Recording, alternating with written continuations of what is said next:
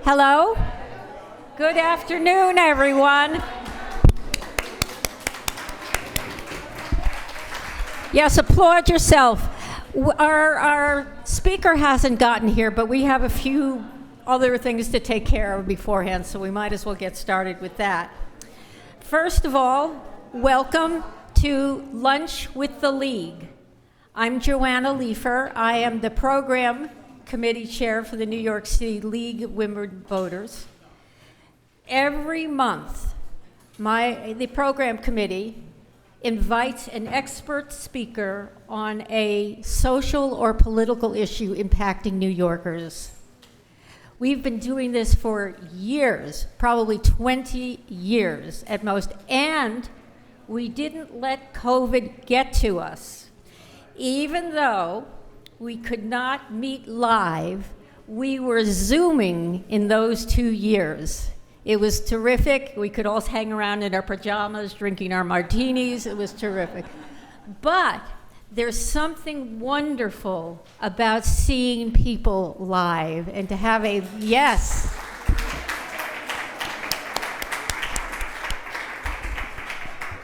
And we'll be able to see our speaker and to ask questions and to talk to each other, which is something you usually can't do too much of on Zoom. So really welcome. I'm glad that you all came out. Now, today we have a really, really excellent speaker. We're being honored that Manhattan District Attorney Alvin Bragg will be joining us and talking with us and answering our questions. By the way, you will see some index cards on your table. If you have a question, please write it down and somebody will come around and collect them. I can't guarantee your question will be asked. We have some other questions that already came in, and we're going to have to let the Alvin Bragg staff vet them before they're asked. So, but it will be great to have him. Before we start our program, there are a couple of announcements to make. First of all, we have another really exciting program coming up in October.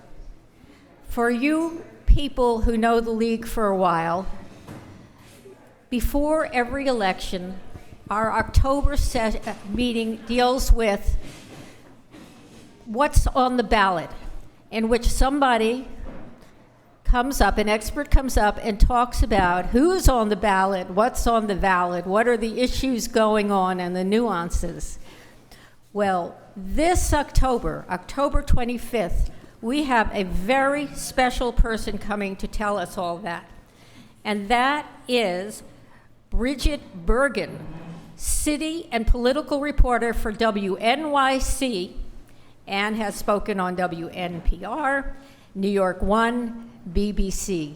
She has also been interviewing some of the candidates. So she has agreed to come and talk to us on that date, which will be really exciting. So mark your calendar.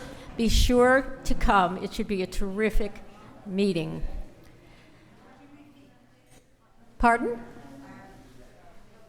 You got what, Olivia? Okay, I also want to thank the New York Society for Ethical Culture for the privilege of using this historic building for our monthly programs.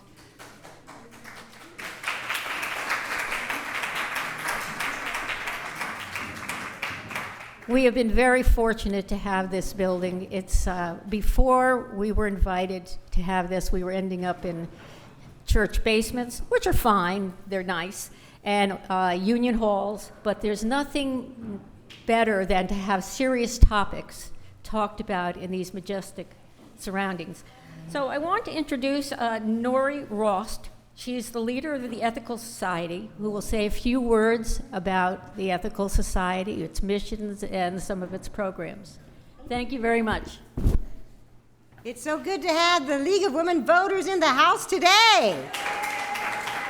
When women get together, change happens. Isn't that right? I'm so honored to have you here with us today.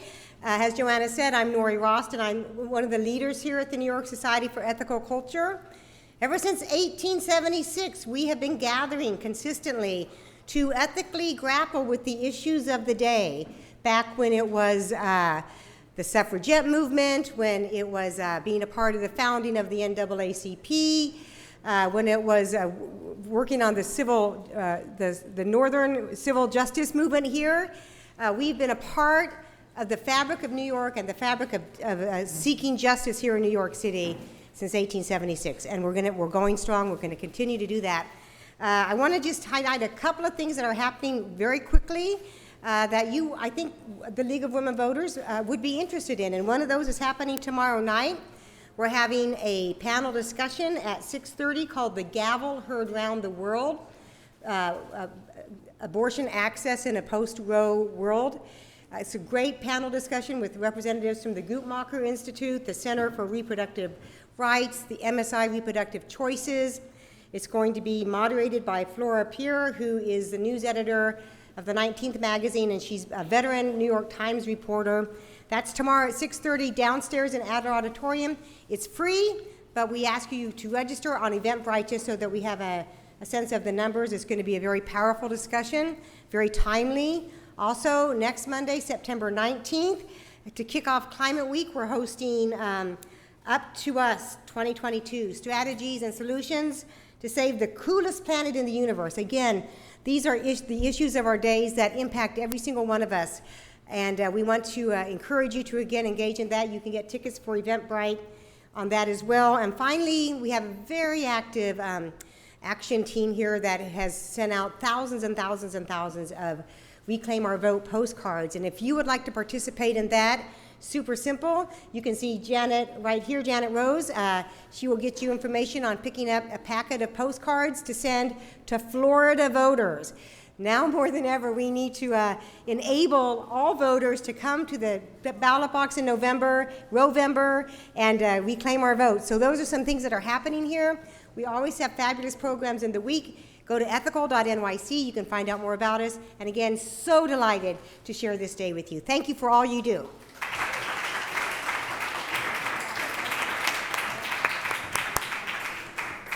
Thank you so much. Thank you.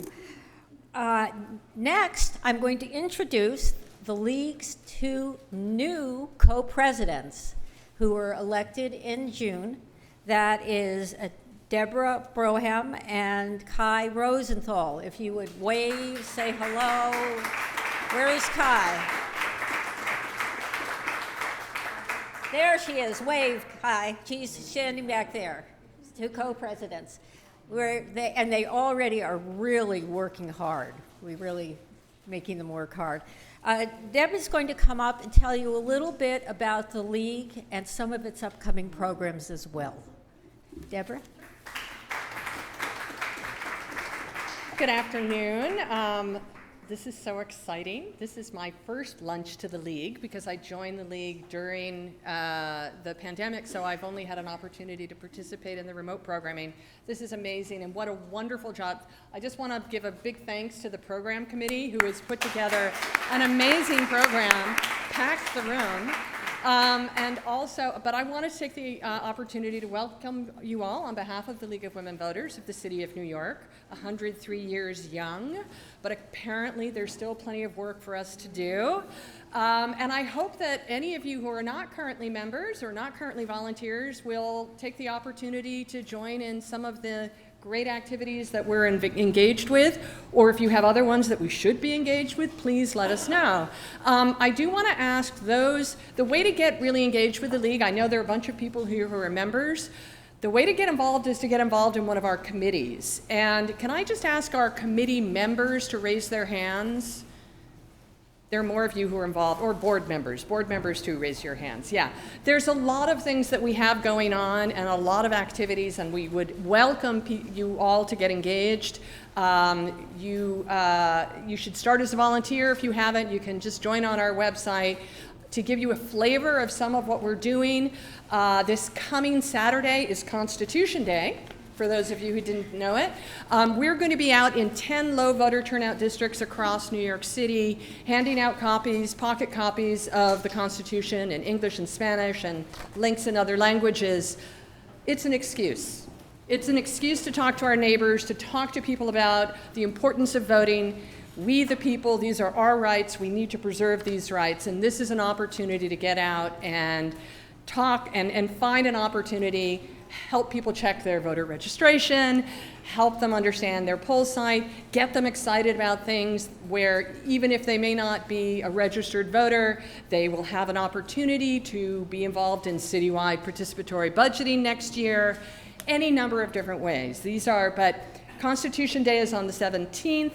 We've got a QR code if you want to sign up and be a part of it, or hit up my friend Barb Eddington here. We'll get you busy. Then on Tuesday, National Voter Registration Day, we're going to be, I think we have over at least 5, if not 6, voter registration events happening across the city.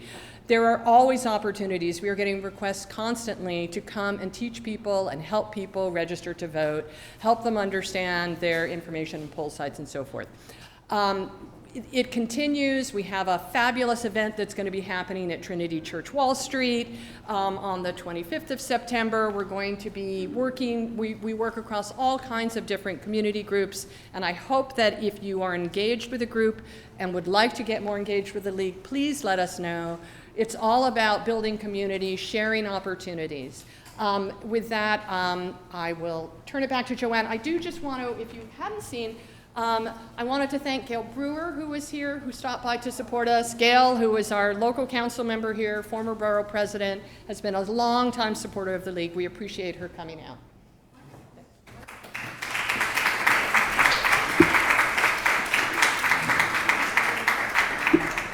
Great. I have a few more thank yous to go around. First of all, I want to thank Carol Van Dusen and her husband, Dick, who are both in the League and in the Ethical Society and have somehow bridged the gap so we are working together. And that's been quite an effort, and we really appreciate it. Next, I want to thank Ed Beck from the Ethical Society, who is here filming this for us, since none of us are that savvy about this, and we really appreciate him being here. Plus,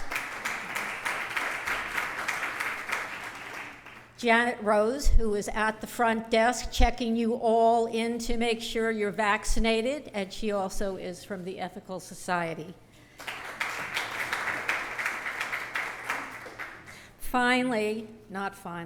In addition, I have to thank my committee, Sheila Hosney, Adrian Kivelson, Gladys Krasner, Joanne Pugh, and Carol Van Dusen for all the hard work and support they have given us and me for all this time.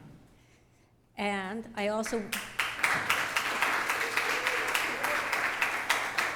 they've been terrific. They are the ones who come up with the ideas. They are just terrific. And also Natalie Silverman, who is the program coordinator, who has been checking you in, and she's been dealing with me and juggling all the extra chores that I give her. Thank you so much, Natalie. And now for our program. A couple of things. We are having Manhattan District Attorney Alvin Bragg speak to us. He's going to tell us about his job, his vision for New York City, and the challenges. Afterwards, we're going to have a 10 to 15 minute Q&A. We have had some questions already submitted to us, and they will be read off by Carol Van Dusen to be asked, and the DA will answer them. We also have we put out some index cards on your tables if you have particular questions. If we have the time, we will get to them as well. So, and now our program. Alvin Bragg is the 37th District Attorney elected in Manhattan. He is a lifetime Manhattanite who has served as a state and federal prosecutor, has spent more than 2 decades fighting to make our community safer and our criminal justice system fairer. Alvin served as the Assistant Attorney General at the New York State Attorney General's Office and as an Assistant U.S. Attorney for the Southern District of New York. In these roles, he handled a wide array of criminal cases. D.A. Bragg earned his A.B. from Harvard University, a J.D. from Harvard Law School. He clerked for the Honorable Robert P. Patterson, Jr. in the Southern District of New York, was a visiting professor of law and co-director of the Racial Justice Project at New York Law School, and he is a former member of the Board of Directors of the New York Urban League, plus he is a Sunday school teacher at his church. So without further ado, Alvin Bragg.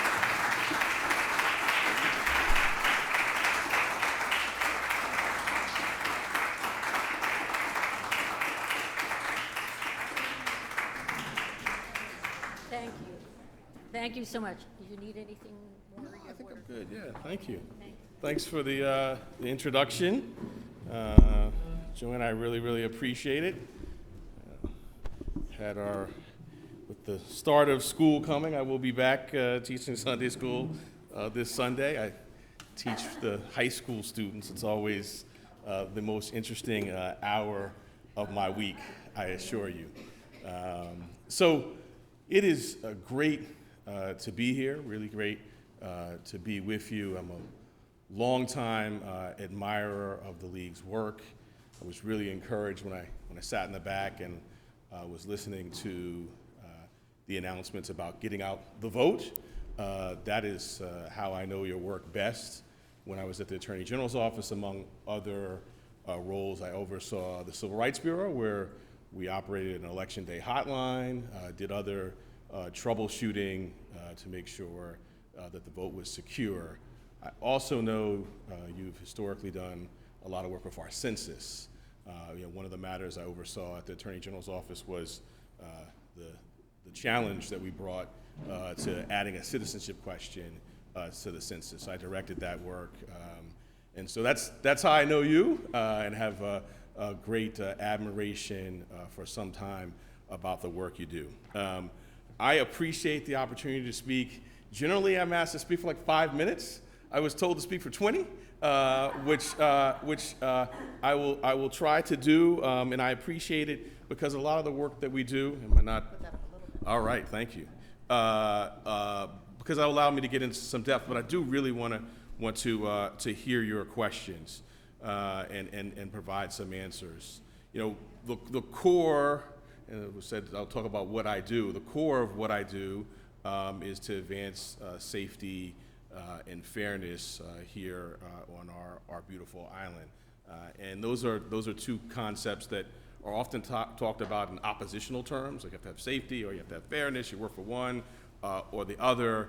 I view them as kind of inextricably linked terms. I've spent almost kind of equal parts now of my career as a prosecutor enforcing our criminal laws, also as a civil rights lawyer doing the voting work, representing Eric Garner's mother in a case against the city, and I see them really as ones that are sort of combined and go hand in hand. Much of that view comes from not just my professional experience, but my life experience. So I am a lifelong Manhattanite, very proud of it. I'm specifically a lifelong Harlemite, dozens of blocks to the north of you. I saw one hand go in the air, so yes. And I grew up in the 80s during the height of the crack cocaine epidemic and had both safety and fairness challenges with our system. By the time I was 21, I had a gun pointed at me 6 times, 3 by police officers when I was doing nothing wrong during unconstitutional stops, and 3 by people who were not police officers. And I assure you they were equally terrifying. So I went to law school very much sort of with a puzzle in my mind, sort of, how is it that I could be subjected to these experiences by the police, but yet also not be safe And then sort of there takes me back to the core thesis, which is you got to have the safety and fairness hand in hand. I've now seen that as a prosecutor with people who would not share information with me that I needed for a violent case to take it forward because they did not trust the system.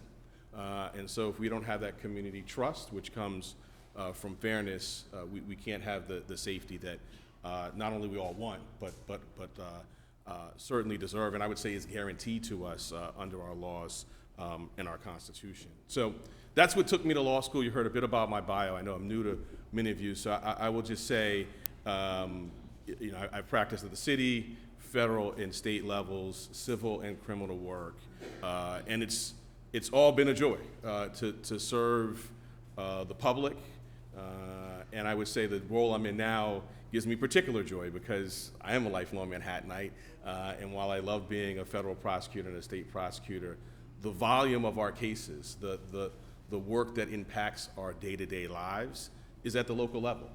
It is at the level that my office handles, and so I enjoyed all the work that I've done to date and sort of bring that to bear, the social justice and racial justice lens, the focus that I had in the federal U.S. Attorney's Office on violent crimes and public corruption and white-collar crime, the work I did in the Attorney General's Office on civil rights.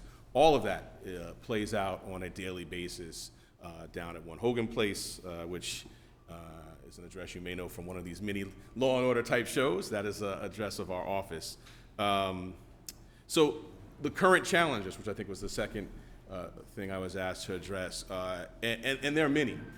So I want to be sober about that.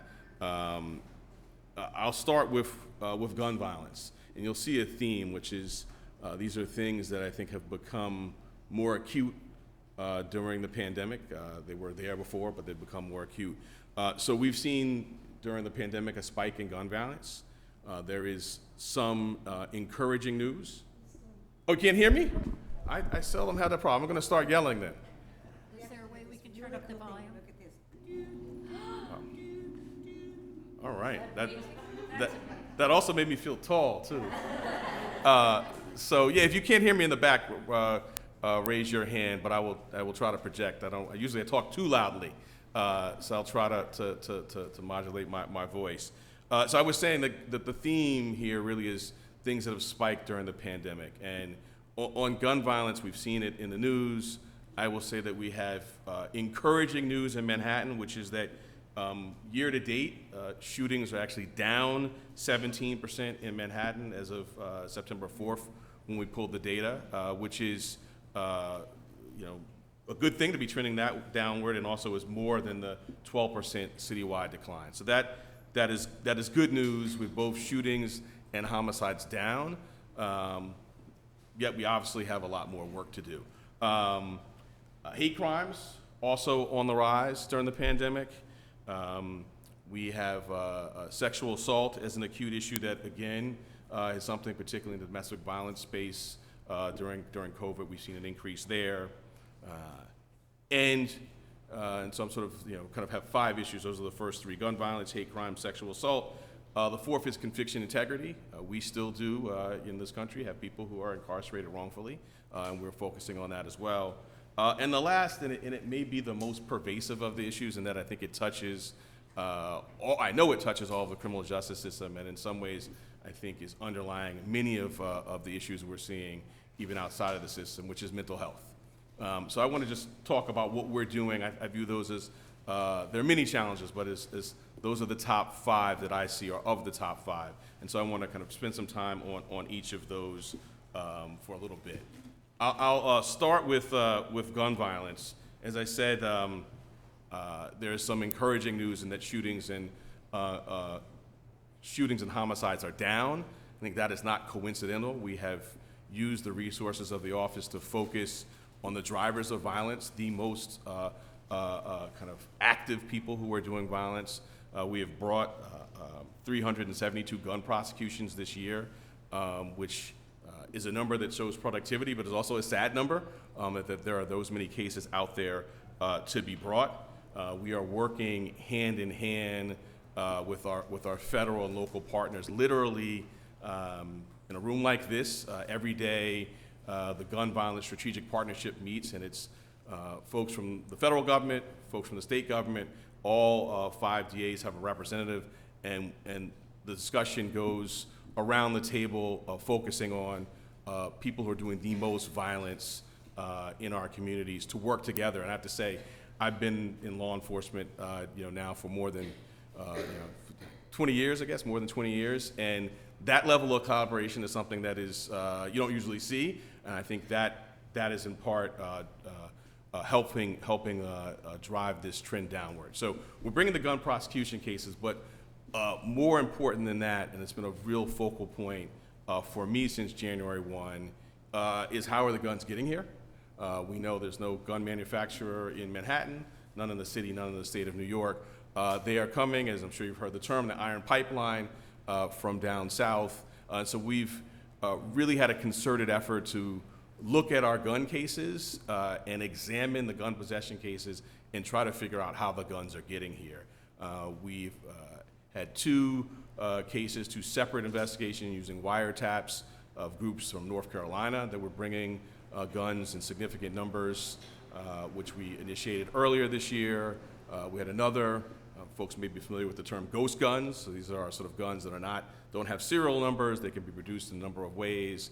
We had a case out of Pennsylvania where someone was, because we do have strong gun laws here, someone was shipping the ghost gun parts to Pennsylvania to sort of evade our law and then bringing them here. And we prosecuted that person and held that person accountable. So that activity is very important, that enforcement work.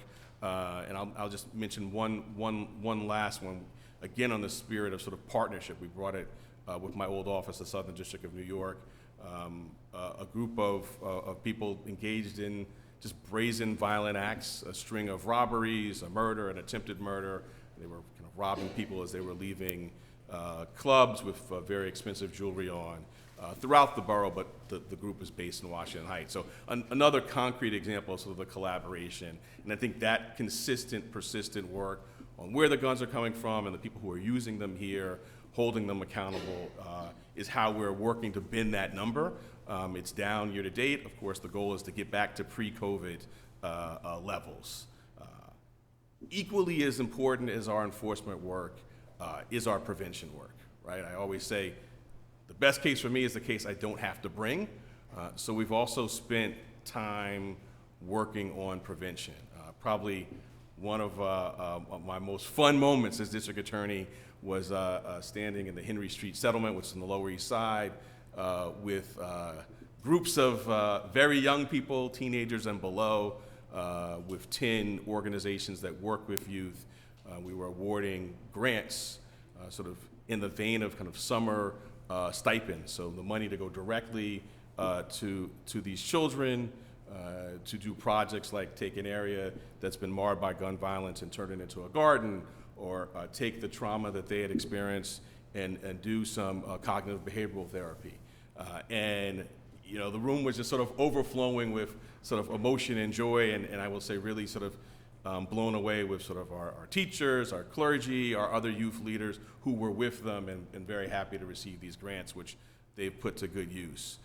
And we selected those groups because they're working directly with youth who are adjacent to violence. And we know that gun violence kind of works like a disease. If you are infected by it, if you see gun violence, if it's near you, you are then more susceptible to engage in gun violence yourself. So we selected groups purposely and intentionally, and that is a significant part about how we'll continue to bend the arc. I'll mention one more thing on gun violence, then we'll move on to my next subject.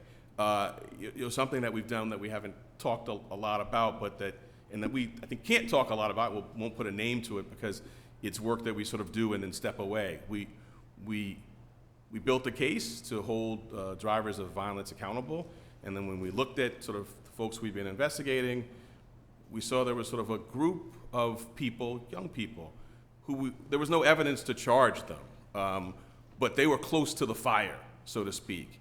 And experience tells us, like, we don't do anything, which is traditionally we'd say, oh, we don't have a crime, there's nothing for us to do. I know from my lived experience, from my professional experience, we would see them in another case in a couple of years.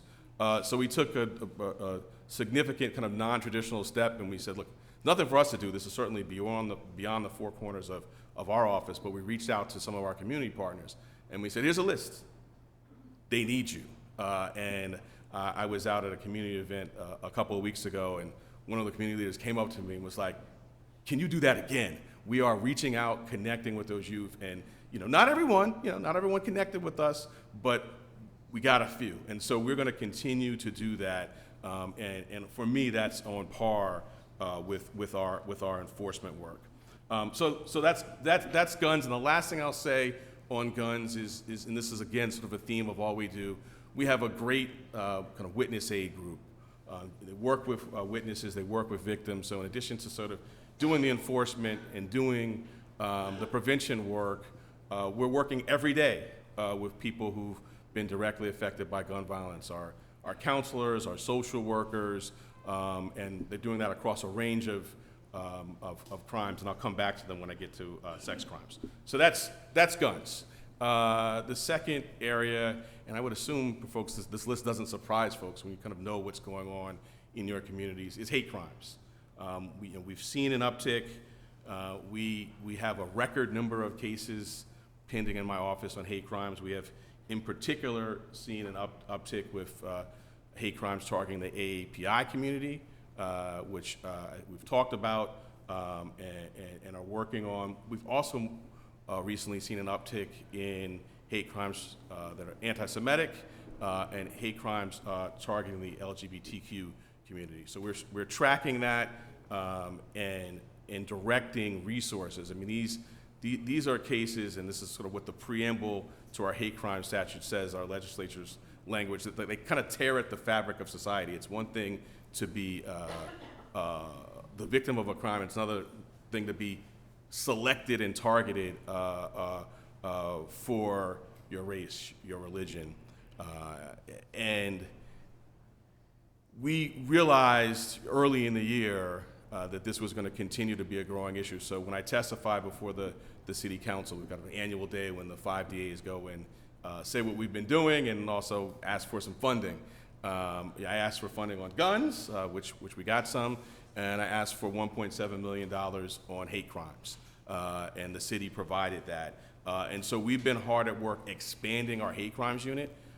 It was a unit that was very small, and my really belief across the board is to invest in expertise. This statute in particular is unlike our other criminal laws in that it requires proof of motive. You have to prove what motivated your conduct, which, you think about a normal case, that may be a part of it. Why did A hit B? Well, they had an argument that the motive was to end the argument. The motive isn't usually a piece of proof. In hate crimes, we have to show the motive.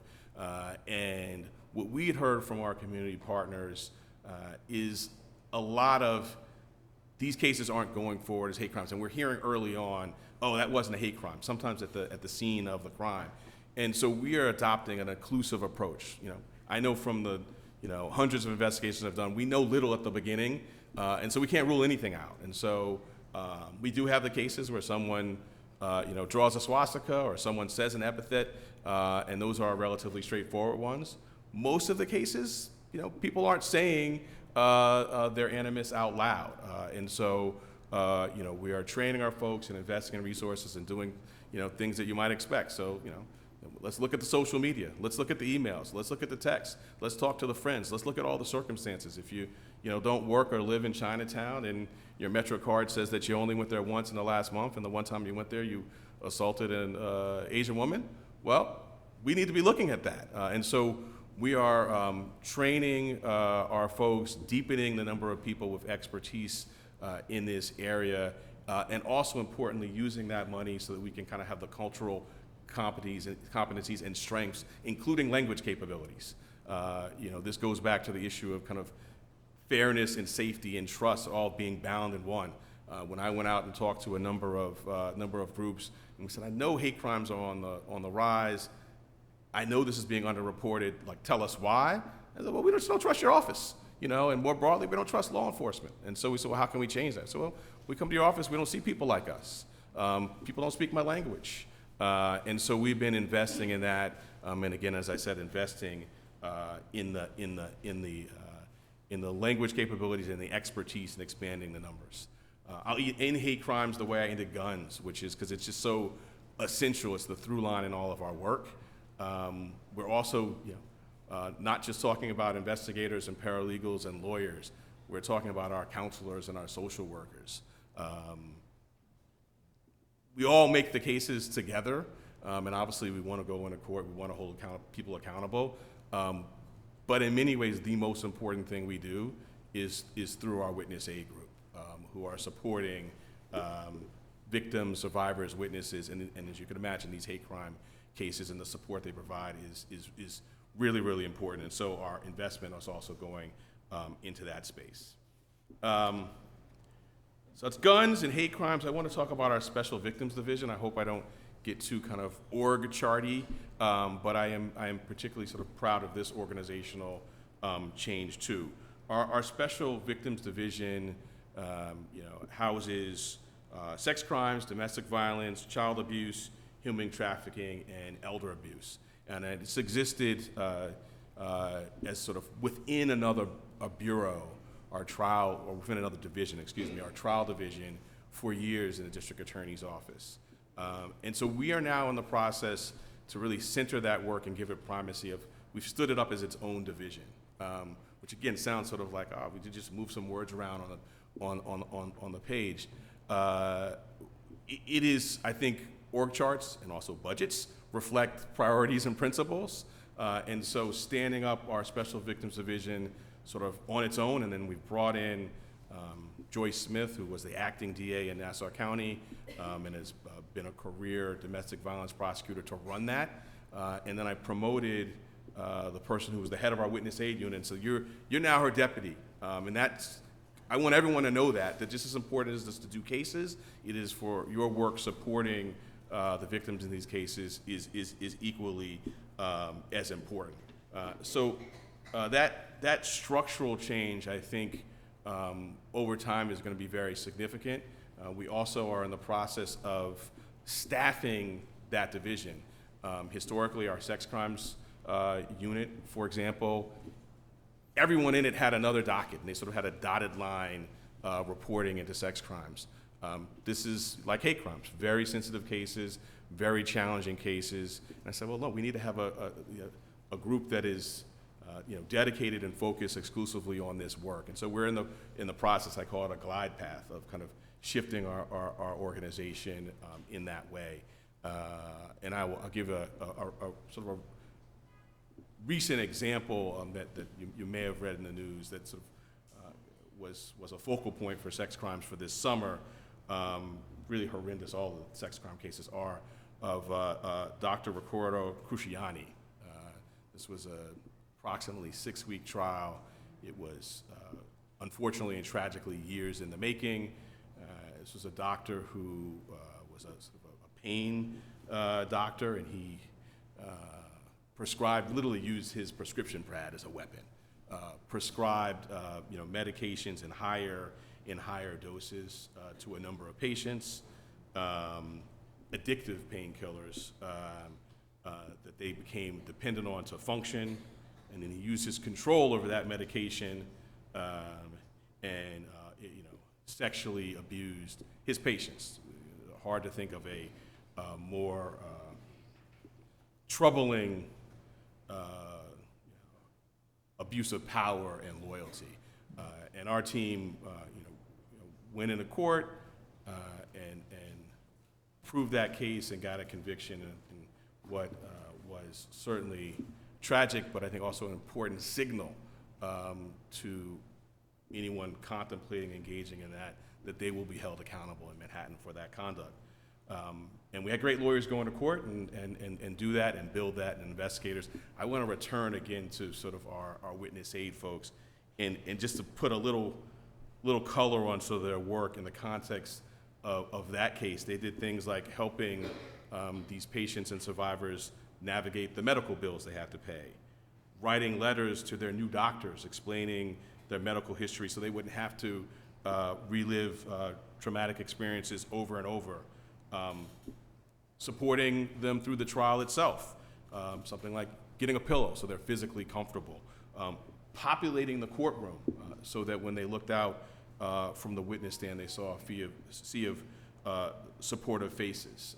And so that's the function I want to put on par with the lawyering and investigative functions and rigor in the office, and may help demonstrate why that sort of org chart change is so important to me.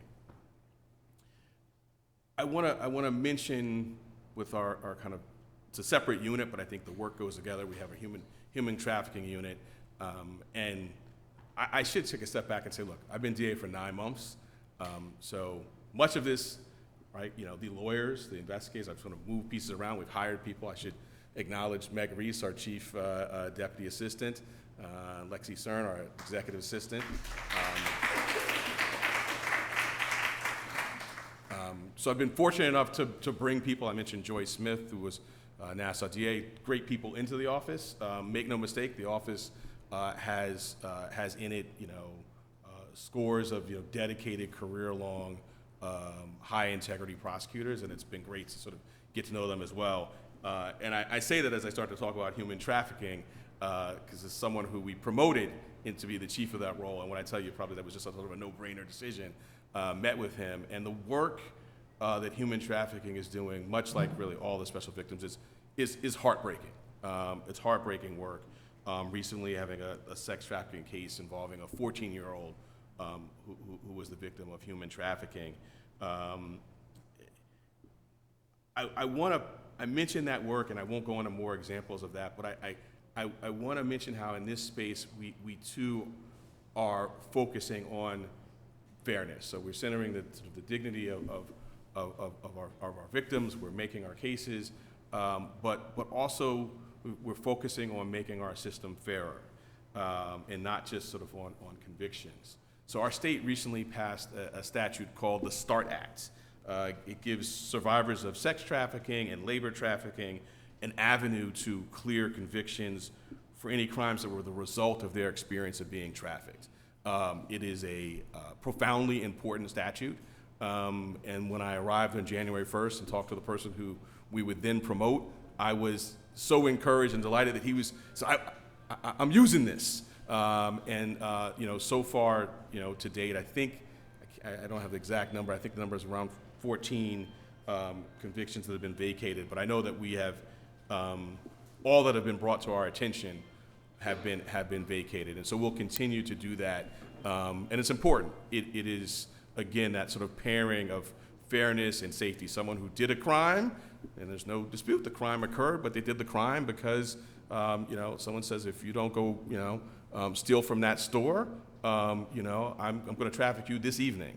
And so equally important, I would say, is the work we're doing making cases is vacating those.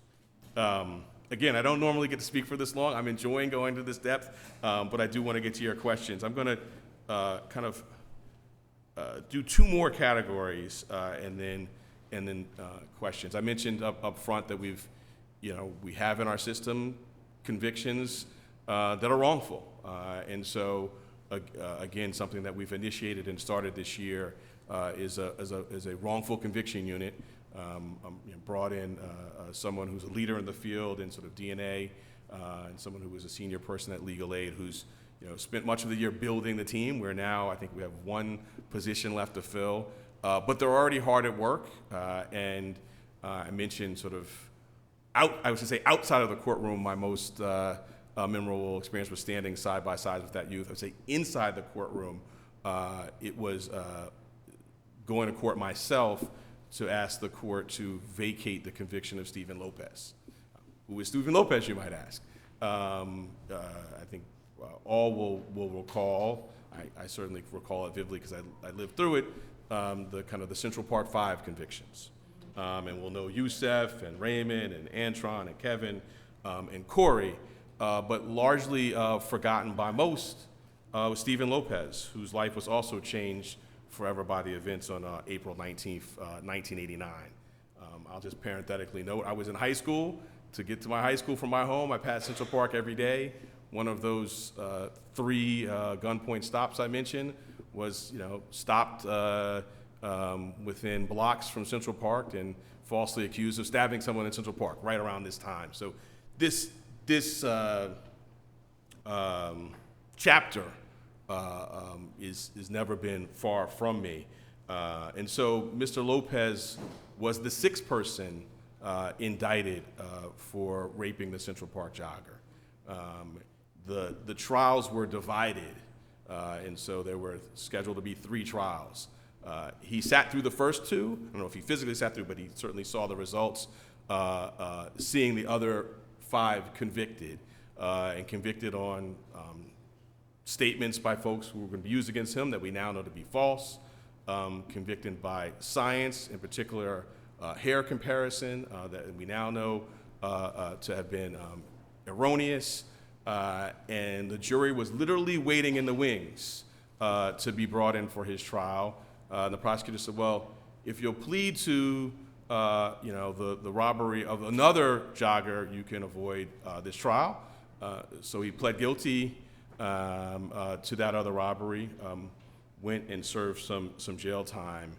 And then this summer, I had the privilege of standing up in New York Supreme Court and saying, Judge, the same circumstances that led Mr. Morgenthau to make the application to vacate the convictions of the 5, they're here. The difference was sort of kind of a legal nuance. He had pled guilty, so he had said he had done it under duress, we argued, whereas the other had been convicted at trial. And that legal distinction sends you down different paths, and so he had been sitting there for 20 years and not having had his matter addressed. So we're working on more matters like that.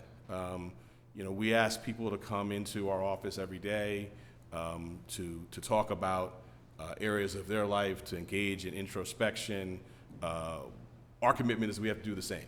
And so we're doing that. I'm again, go back to this org chart. I think an organization is its people and how you array them and put them. So we have a great unit that is hard at work, looking for other instances. We would obviously hope and aspire to a system that has none, but my educated guess is that we will find more, and we will do that work, and we'll do it on par with our enforcement work.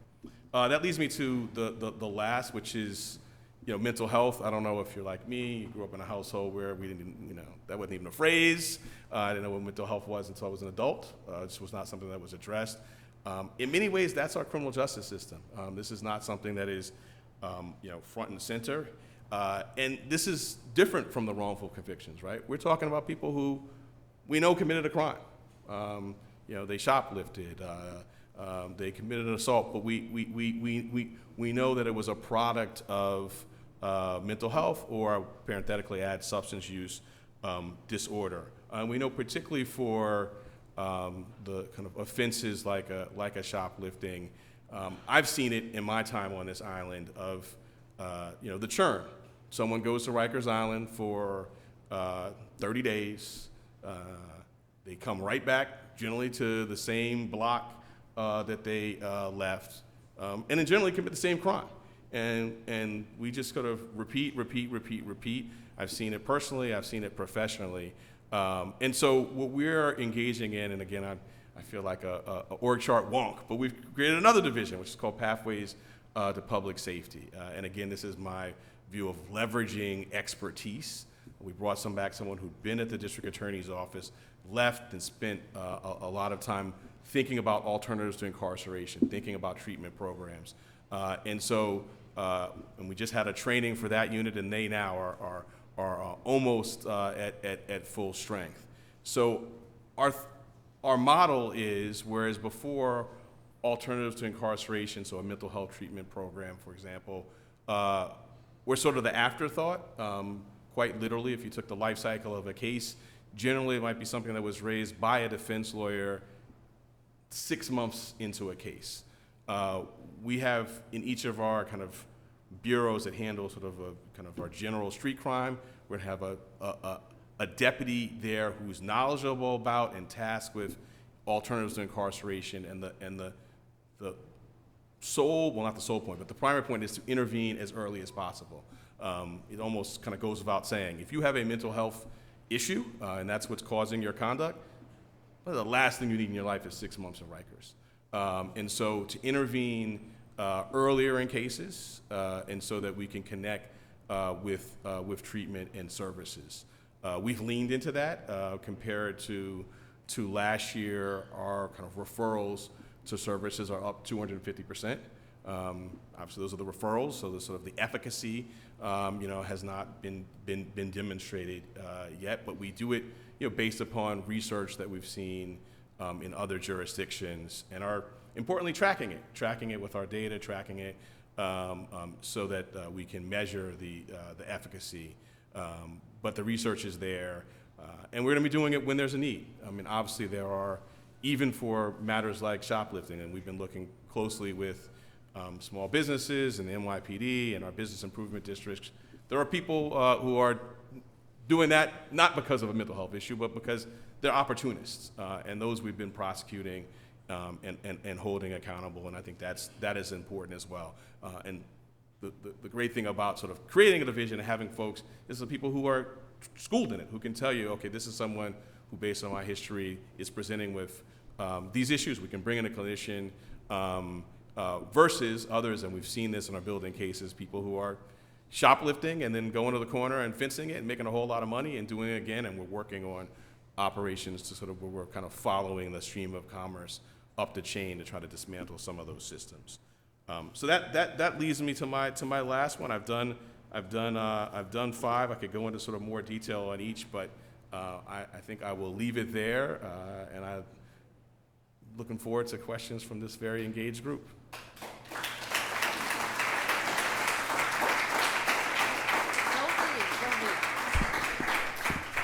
Awesome. This is really, thank you so much. We do have time for questions. We're going to have about 10, 15 minutes. We have got a slew of questions. Carol Van Duzen, one of the program committee people, we went through them kind of prioritizing which should be asked first, and she's going to read them off for you to answer. I just want to say that I didn't do the venting. What I did was put the cards I could read on the table to read them. But someone from the DA's office looked at the questions.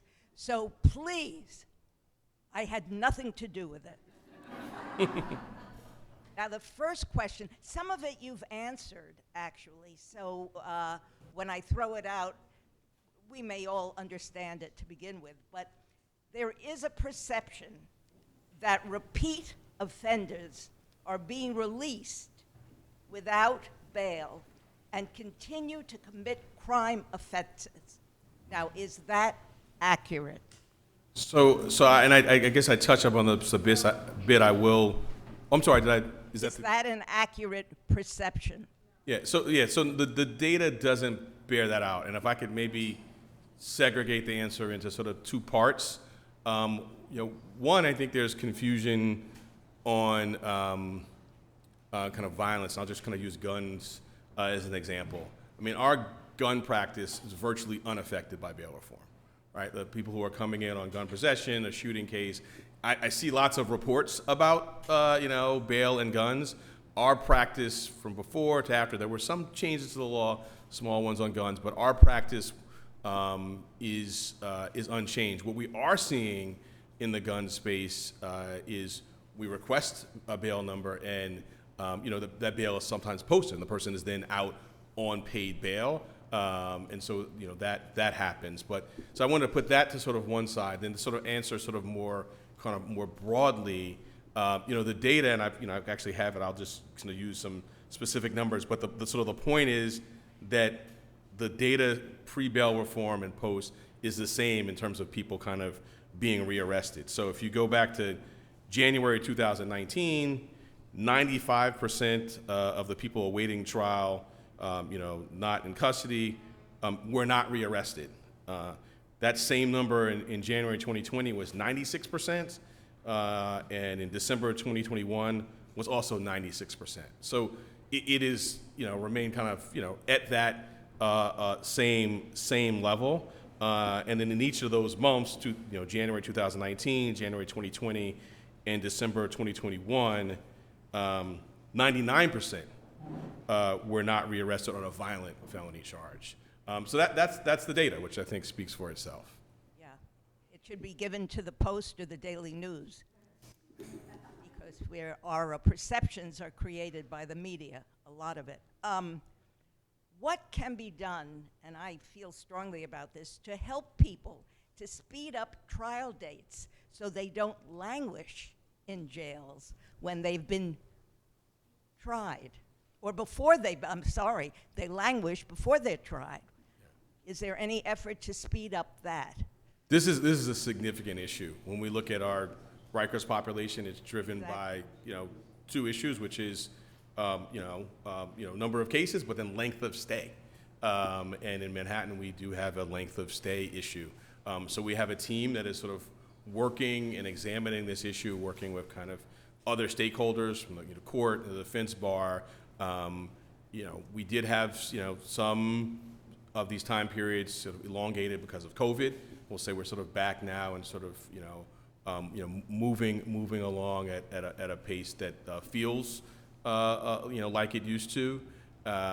It is a product of a number of variables. Sometimes it's and these tend to be the people who are in for a long time tend to be the most violent cases. Can be defense consent because they're trying to prepare for trial. It can be competency evaluation, but it's certainly sort of all taking. We've got people who've been there too long, and we're focusing on that group. And one thing, which again, this sort of almost goes back in that category of sort of org chart, sort of little kind of workflow issues that I think will ultimately have a big impact.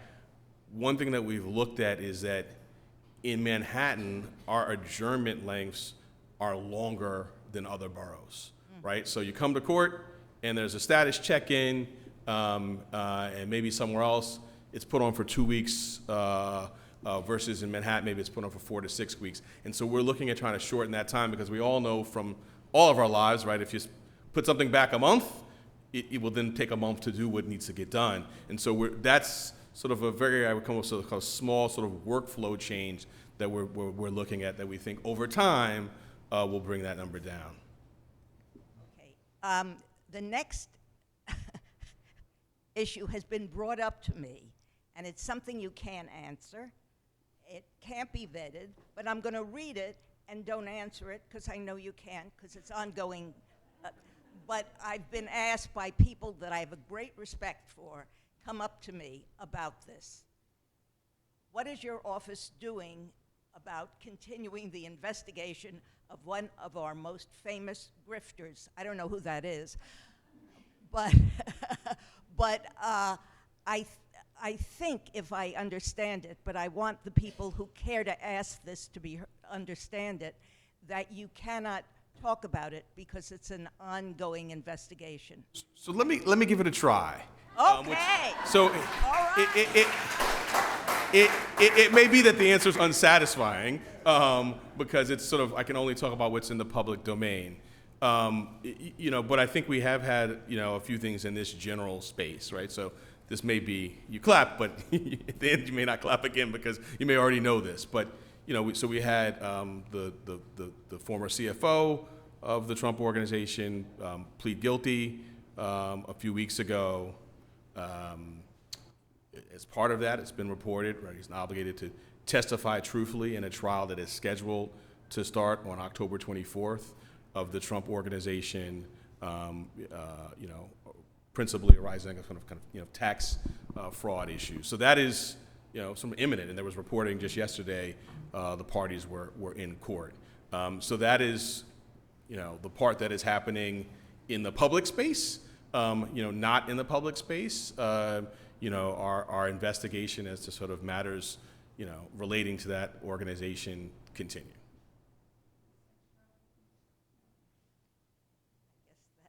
I guess that answers that. The next is a question that we understand, and we have some people here from the organization that your office may not be able to answer questions about an open cases. However, in this room is filled with women voters, many of which are survivors themselves. And it would be wrong to not acknowledge the Stand with Tracy flyers that many of us have so not talking specifically about the case in general, is it possible to drop charges post-indictment? So I will do what I tried to do for the last one, which is talk about matters in the public domain, and you just sort of asked me a question of law. And obviously I can't give legal advice, but I think I can answer that question. I've been asked about Ms. McCarter's matter, particularly in comparison to Mr. Alba's, who was the bodega worker, and so both raising issues of kind of self-defense.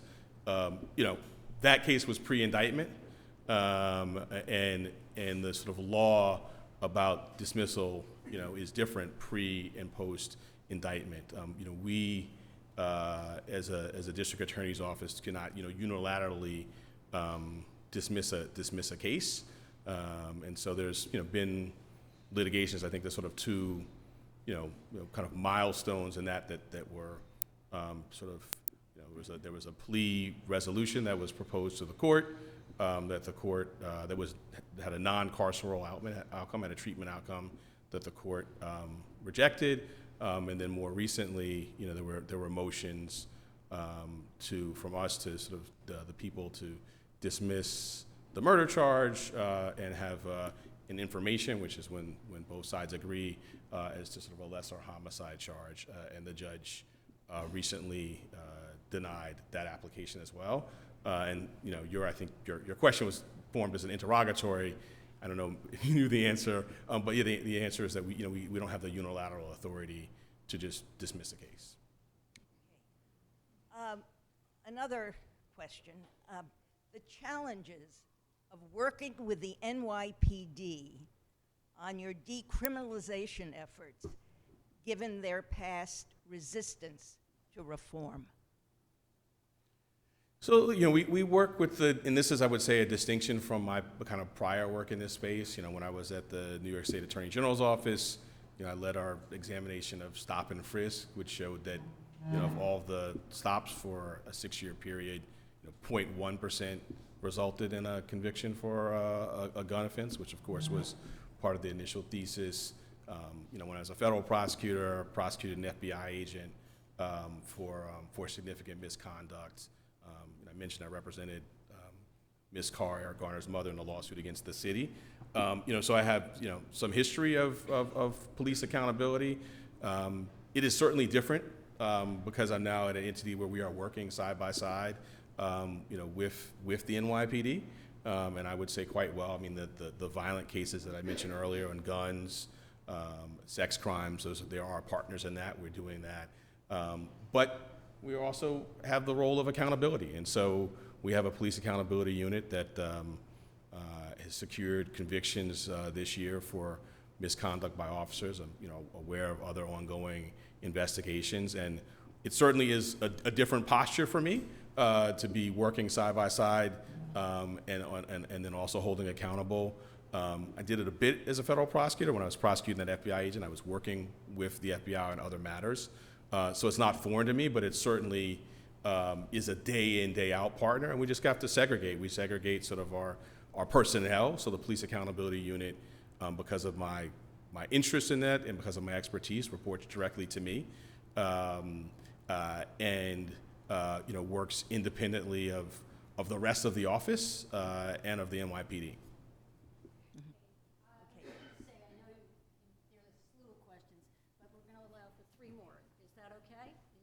Three more, and they're and I'll read them very quickly. And I'll try to be brief. I may be the problem. Answer them very quickly. I'll be quick. And we'll play tennis, okay? Okay, thank you. How are you dealing with the Supreme Court's gun ruling and the state's legislative response? Oh, I just said I'd be quick. I could talk about that for an hour. Look, this is problematic, and so we anticipated this. This wasn't a surprise to the Supreme Court. We put a team in place We've been getting challenges to our existing cases. The courts have adopted our kind of argument, and so sort of kind of are not granting these Second Amendment applications. And so I'll say a few things off the top, which I just feel duty-bound to say. The gun that was illegal in January is still illegal. You got to get a license. The Supreme Court, made it easier to get a license, but you still need a license. And I think in the short term, while this makes our work harder, I'm a lot more concerned about the folks who aren't going to get a license at this moment, and the gun violence we're seeing. I think over time, certainly, this is an issue we're tracking. For those who don't know, I think this is important, so I'm not going to try to rush through it. The state's new law, which we sort of work with them behind the scenes on, creates sort of two zones where even if you have a license, there are restrictions. Sensitive places, and so Times Square, sensitive place, transit, sensitive place. You can't have a gun at all. It's just not allowed. And so you should see signage, and so that's sort of work in progress. But I think that's also, what scares me the most of all this is, someone with a semi-automatic, weapon with a license somewhere else, which wouldn't be lawful here anyway, or someone with a concealed gun on the 2 train. And so that law directly addresses that. And then restricted places, which is, places, it's all sort of delineated in the statute where you need the consent of the owner or tenant of that property. So I think those are going to help. I think we're going to be litigating this for a long time and probably up for the Supreme Court before long. This is one that starts, you're a really good guy. That said, please explain why your office keeps publicizing indictments. Indictments aren't convictions. True. So we are careful when we announce indictments. Each of the announcements will say there's a presumption of innocence, and this is not guilt. I tend to be protective of the rights of the people we charge. I think that's important for us to safeguard.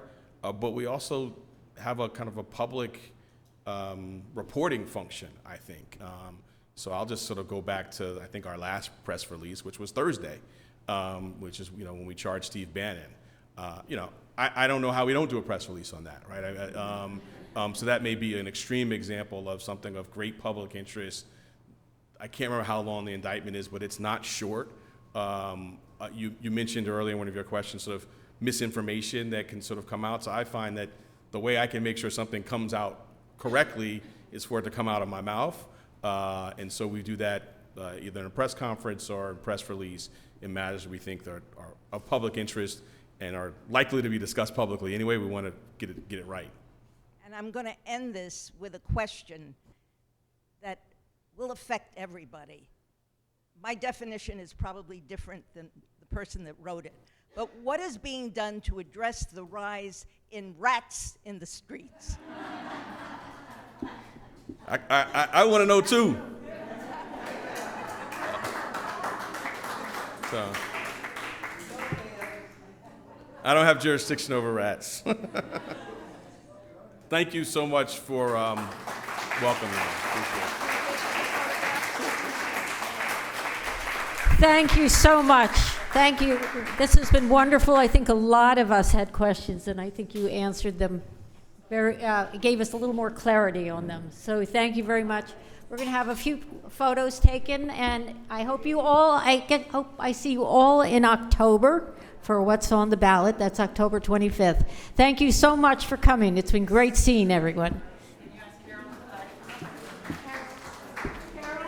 Carol.